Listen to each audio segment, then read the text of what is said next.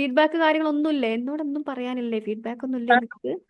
ഞാൻ പറഞ്ഞോട്ടെ, അനിൽ എനിക്ക് സർ പറയൂ. ക്ലാസ് വെയിറ്റ് ചെയ്യാണ്. ഞാൻ ഈ റിട്ടോറിയ ക്ലബിന്റെ റെസിനമാമിന്റെ ആയതുകൊണ്ടാണ് കയറിയത്.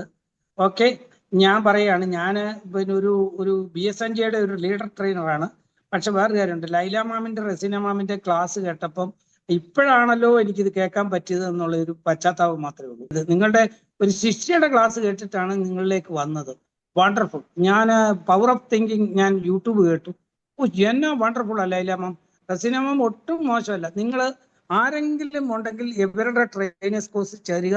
Wonderful wonderful. നിങ്ങൾ എക്സ്പെർട്ടാണ്. അതായത് NLP എല്ലാ ട്രെയിനിങ് സ്കിൽ എല്ലാം ഉപയോഗിച്ചിട്ടുണ്ട്.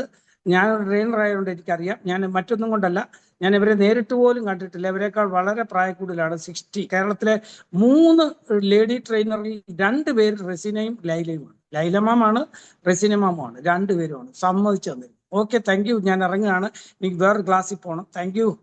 Thank you sir. Thank you so much for your words. Thank you sir.